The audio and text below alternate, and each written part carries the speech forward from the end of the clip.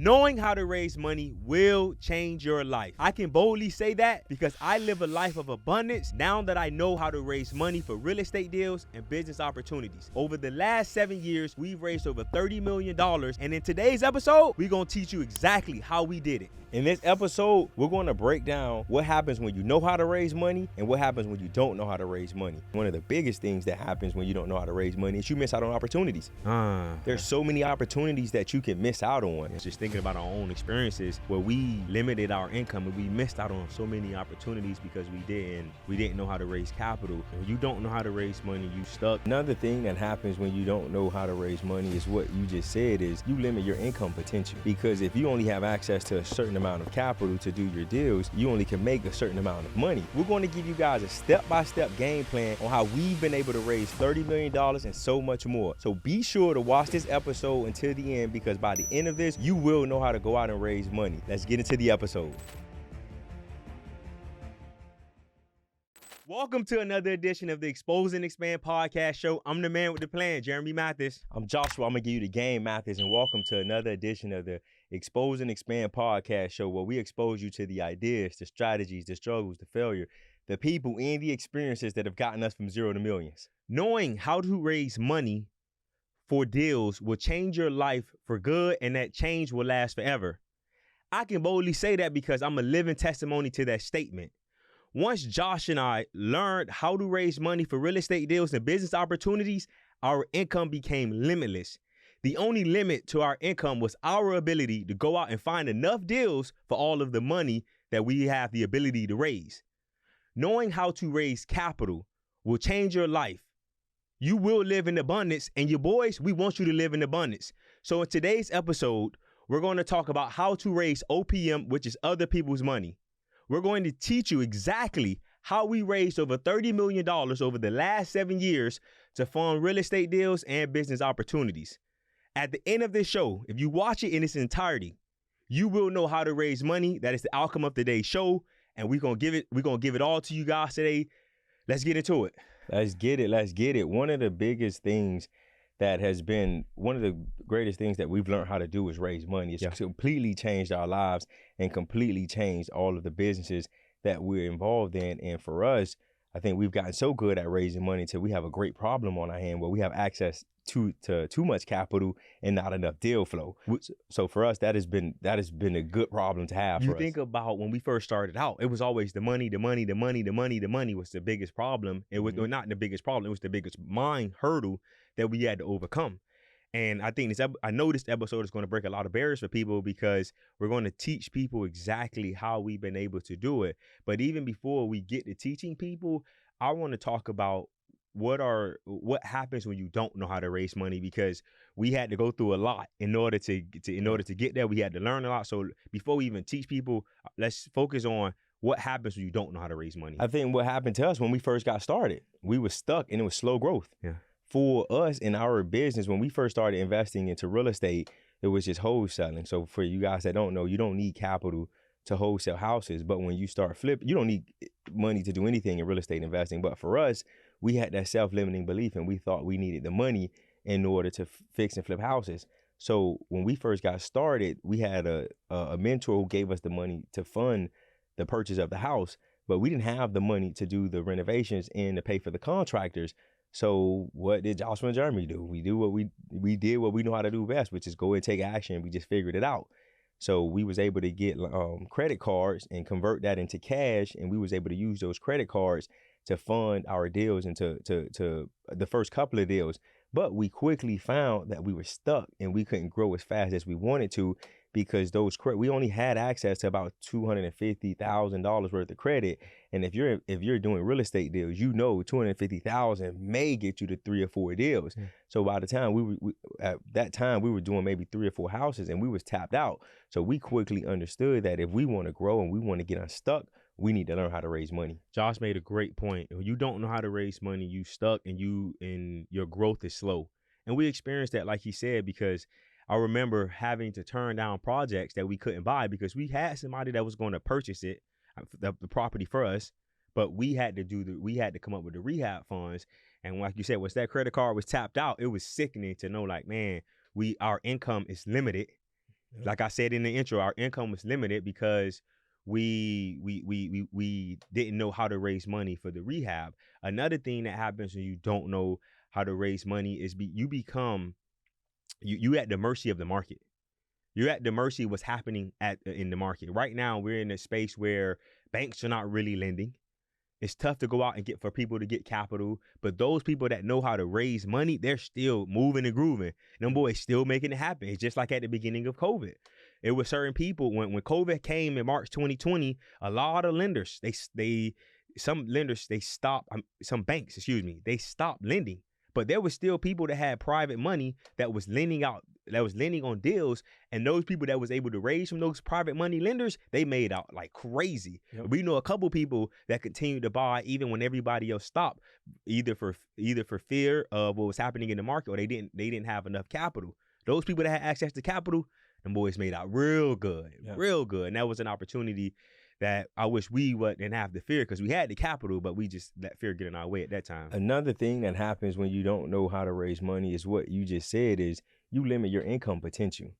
Because if you only have access to a certain amount of capital to do your deals, you only can make a certain amount of money. Yeah. And we just had this conversation with one of our friends a few weeks ago. He's in the investing business as well. He flips houses, and he was like, dude, I may need to sell you one of my deals that I have under contract. And I'm like, why?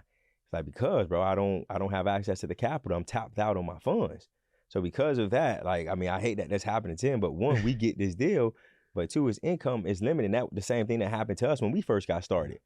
We didn't know how to raise money, and our income was limited. Yeah. So first of all, don't ask nobody why when they want to sell us a deal. We just need that. I mean, he a friend, he a friend. So I'm like, bro, what you mean? He showed me the number. Like, it's a good area. It's a good deal. Like, what you doing? Listen, we need all that. We buying. We like Josh said at the beginning, our biggest problem is that we don't have enough deals for all the capital. But just to recap of what happens when you don't know how to raise money. Number one, you stuck and you limit your growth. You have slow growth.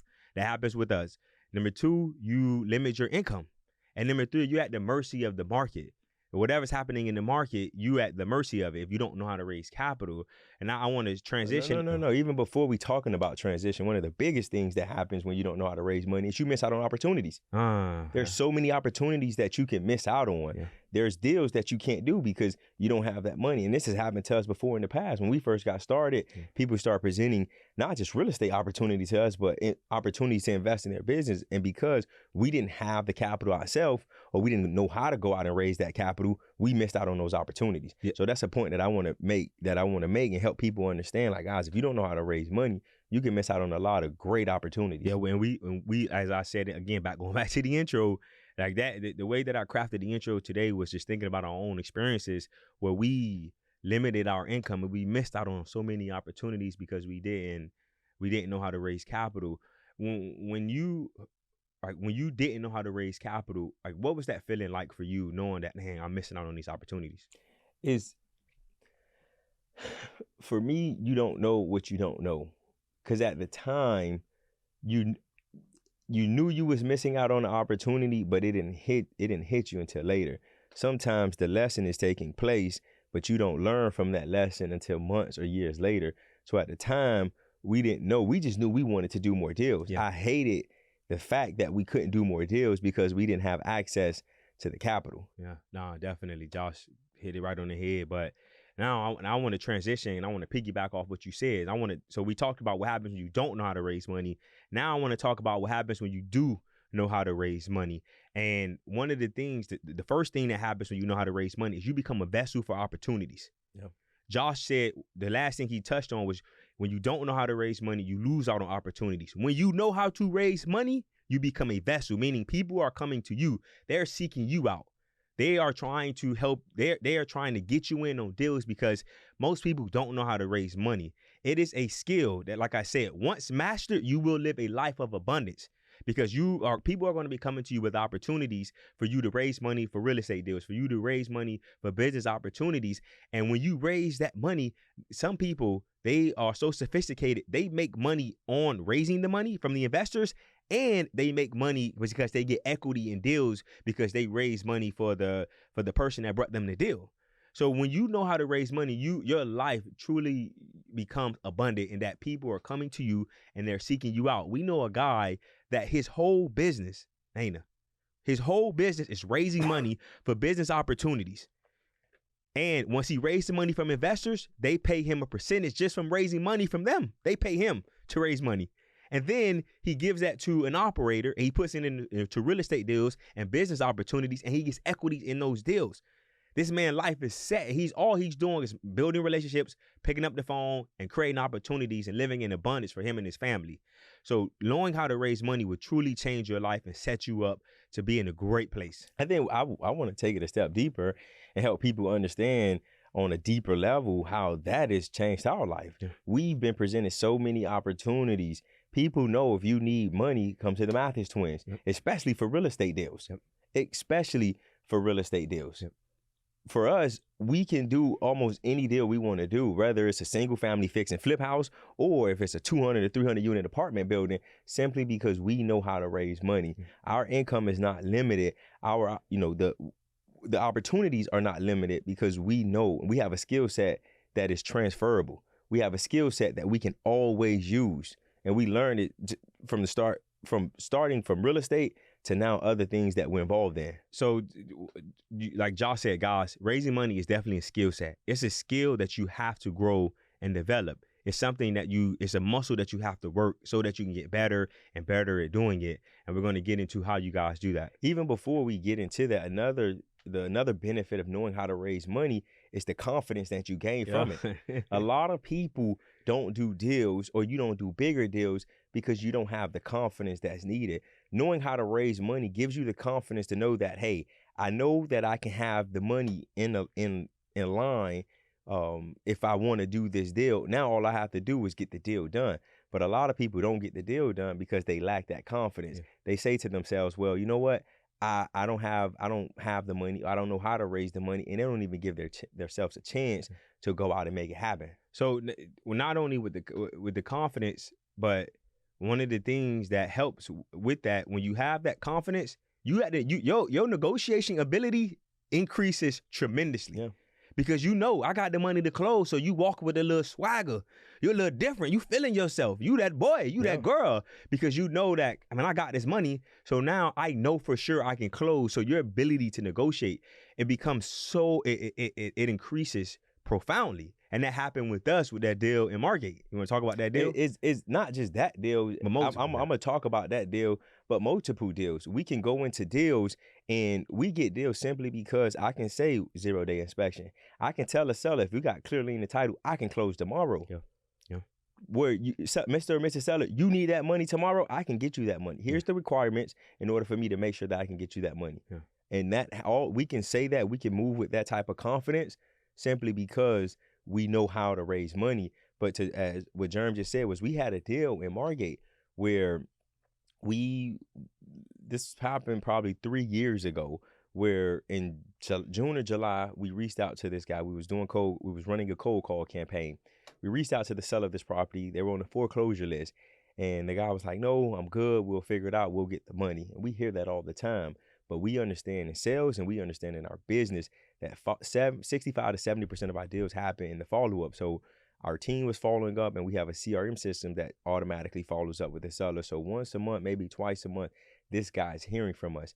His house was scheduled to go into foreclosure December 18th of whatever. I feel like I said it was 2 or 3, maybe 4 years ago, when his house was scheduled to go into auction. So as time got closer, we started to follow up more with the guy and ask him, hey, what's going on? Are you going to figure this out? You need our help? And he kept saying, nope, I don't need it. 3 days before the house was scheduled to go to auction, the guy called us and he was like, hey guys, I can't figure it out. I don't want to be a failure to my family. I need you all's help. So matter of fact, I'm sorry, this was the day before the auction. It wasn't even 3 days. It was the day before the house was scheduled to go to the auction. So we called our attorney, and this is the power of having a good team. We called our attorney and we were saying, hey, what can we do here? Is there anything that we can do here to make this deal work? Because we thought that we needed a few days to get a title and a lien search done. But my attorney advised us, hey, there's something called a Black Knight title search. And when you do a Black Knight title search, you can get a title search back same day, sometimes within a few hours. He did that title search. It cost us probably about $1,500 to $2,000 to get that done. And for us, we looked at it as an investment, and we got the information. We saw that there were no liens or violations or anything that we needed to worry about in regards to the property. So for the guy to pay off his mortgage, it was $215,000. Jeremy and I didn't have that money to close. Mind you, the auction was scheduled for 8 or 9 o'clock the next morning.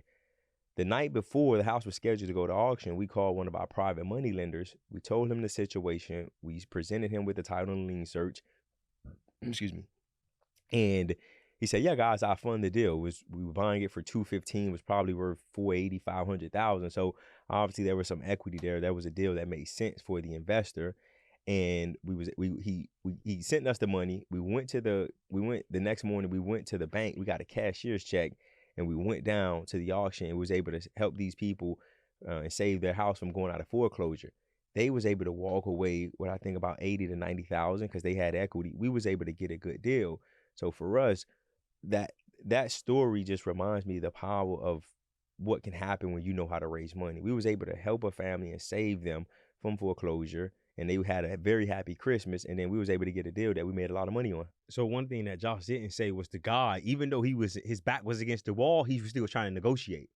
And for us, we had an upper hand when it came to negotiating because we knew like we have the ability to go out and raise his money, which was the point that we want to make. When you know how to raise money, you're negotiating, your confidence goes through the roof. Now this up until this point, now some of you guys probably listening and that's never raised money. You're like, man, they making it sound so easy. And is it really that easy? Is it really that easy? And I can tell you, yes, it is. And we're going to go into the steps that we took in order to raise over $30 million in the last 7 years. We're going to break it down step by step so that you guys understand how we did it. Now, going back to the point of it sounding easy, the first step that I want to talk about are the keys that we understood, that we use in order to raise money was, number one, we had to change our mindset.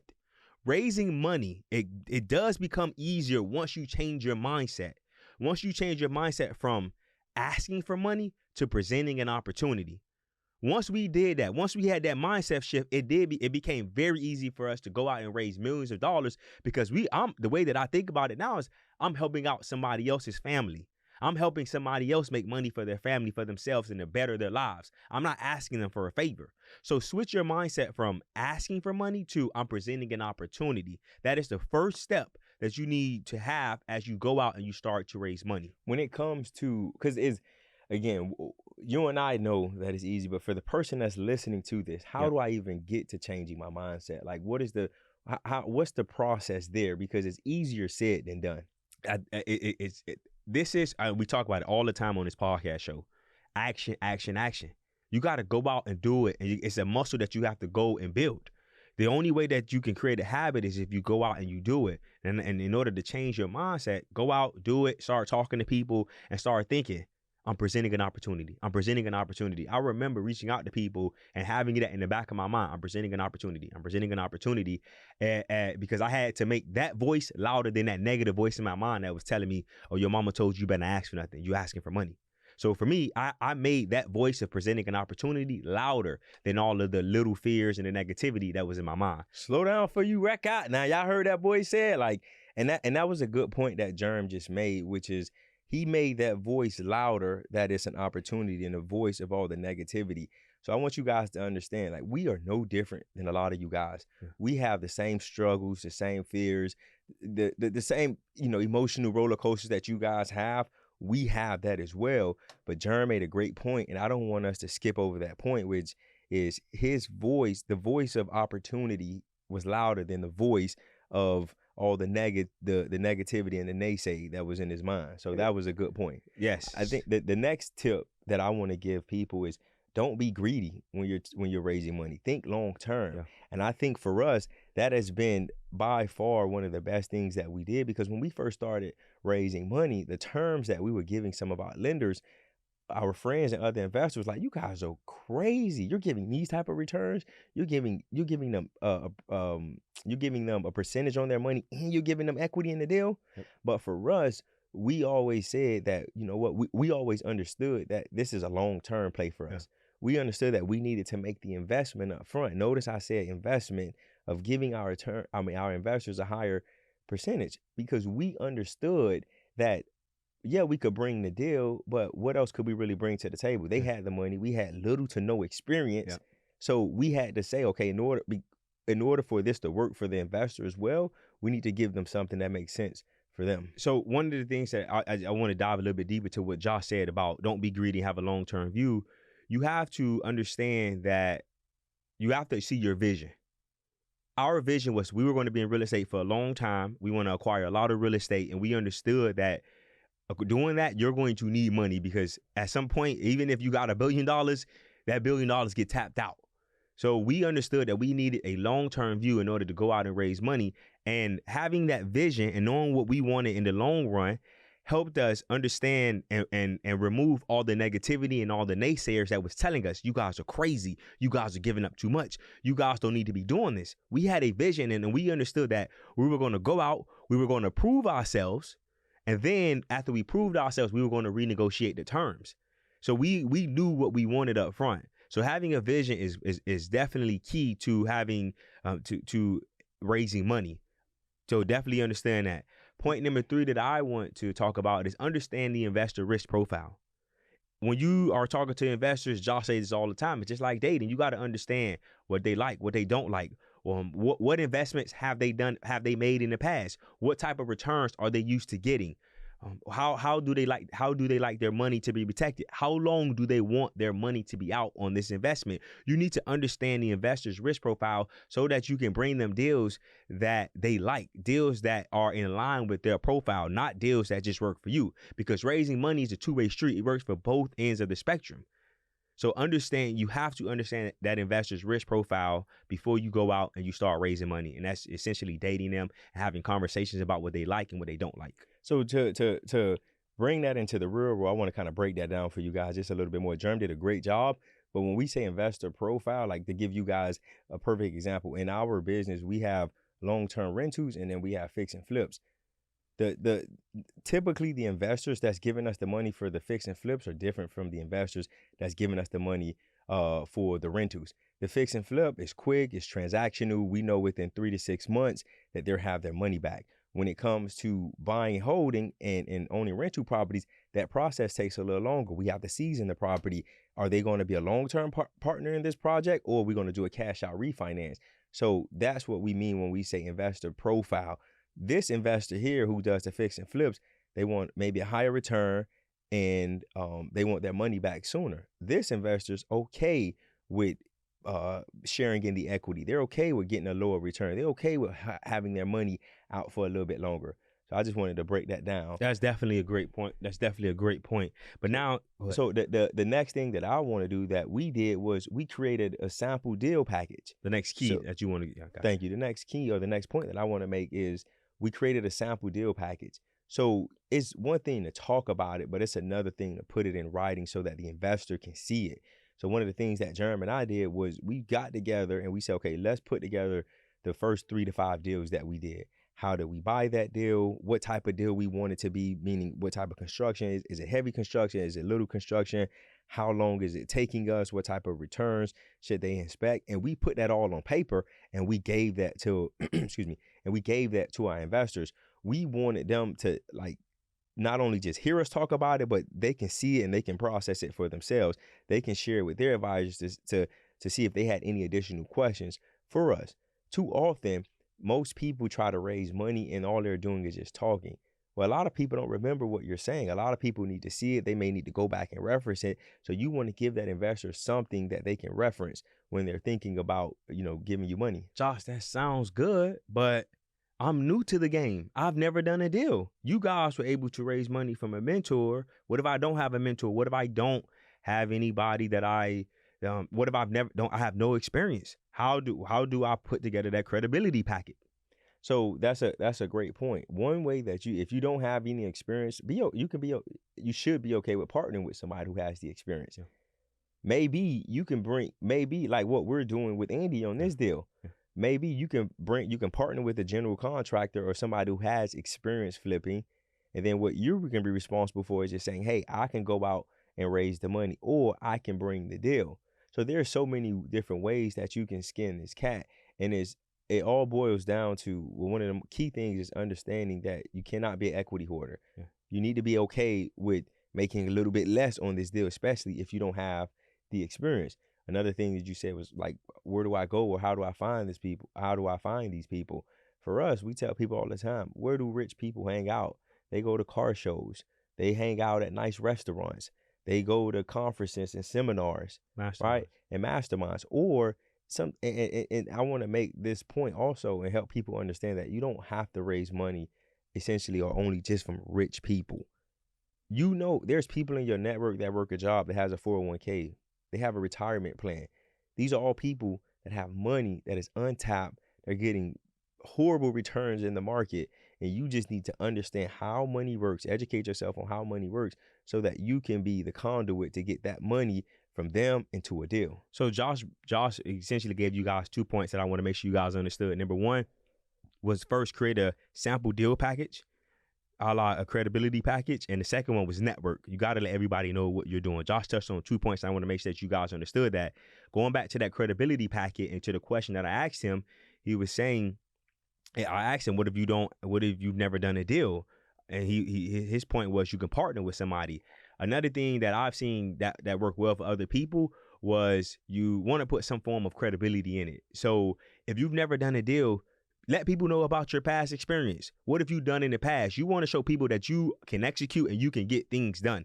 So it may not have been in the real estate. It may not have been in buying businesses or whatever you're raising money for, but at least show somebody that I'm credible and I can get things done and I know how to execute. And then the last key thing that Josh and I did that I want to touch on today was we had 2 experienced attorneys.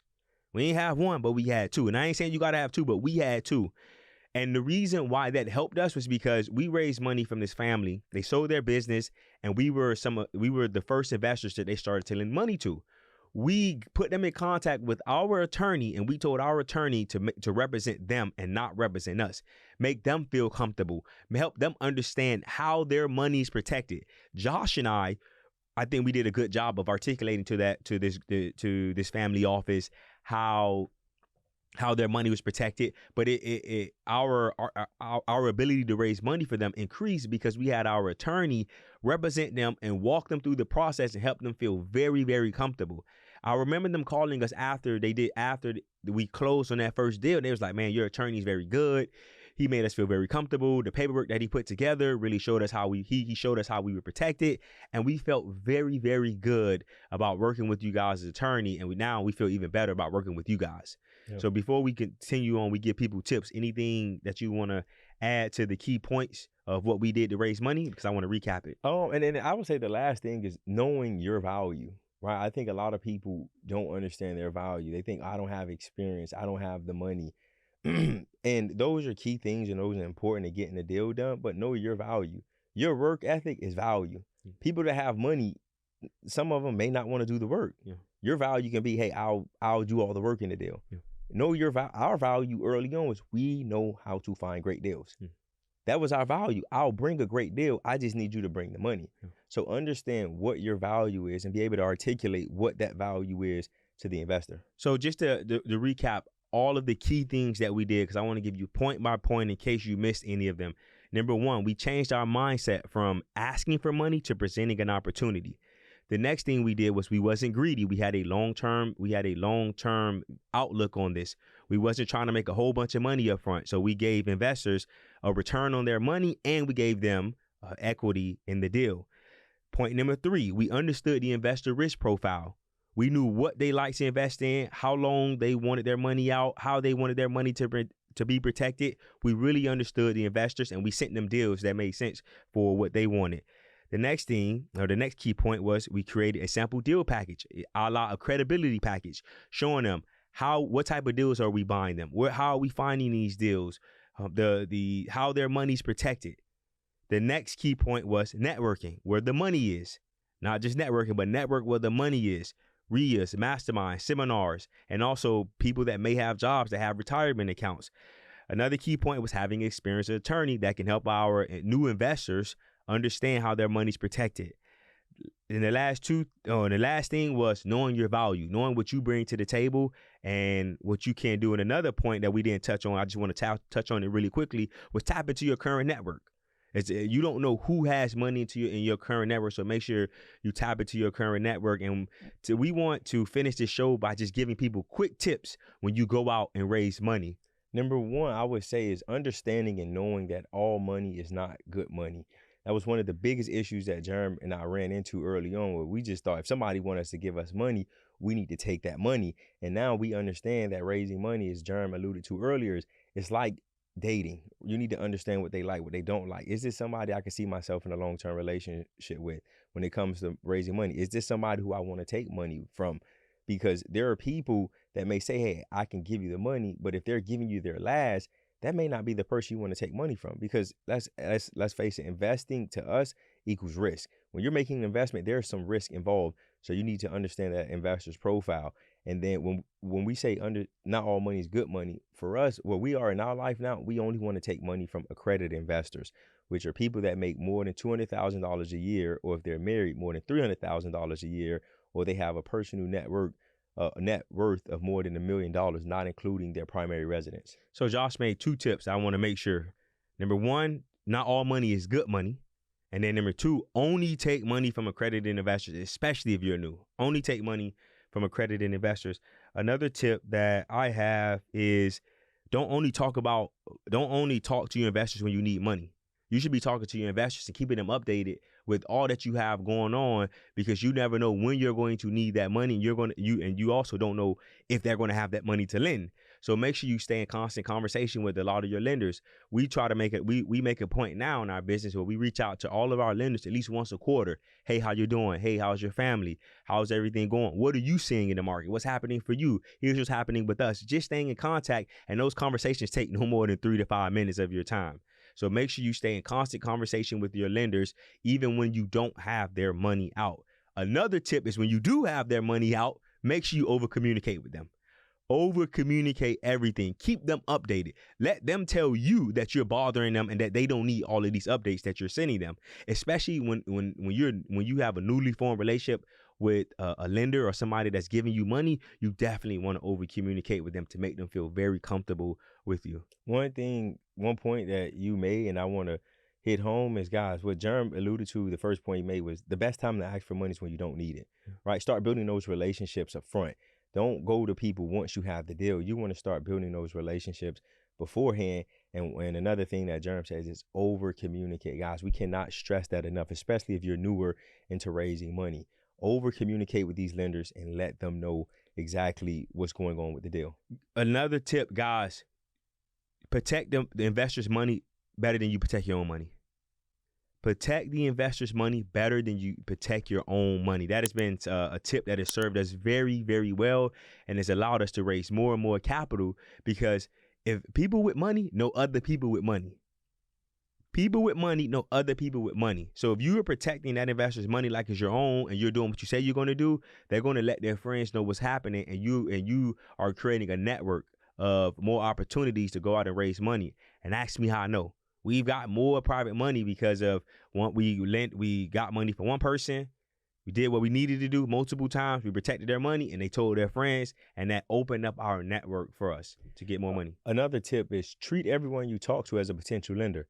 You don't know who has money, and you don't know who has access to capital. So when you're talking to people, you need to treat everyone as if they're a potential lender. Yes. You got any other tips? No, that's it. Gosh, man, if you don't know how to raise money after this episode, I don't know if we can help you. We gave you everything that you needed. We gave you all the tips. We helped you understand what happens when you don't know how to raise money and what happens when you do know how to raise money. And guys, this is how we've been able to raise money. We gave you the exact blueprint. So do yourself a favor. Go out and apply this information. Don't just sit on it. Apply this information. And guys, share this conversation with somebody that you know needs this conversation. It's a lot of gems and tips in this. As you guys know, we have our gentleman's agreement. Our gentleman's agreement is, if you're watching this on YouTube, make sure you hit that subscribe button. Leave us a comment. If you're listening on Apple, Spotify, or one of the podcast players, make sure you click that follow button. Leave us a 5-star review. It helps the show continue to grow. We appreciate all of the love and support. Expose and expand. Peace. Expose and expand. Peace.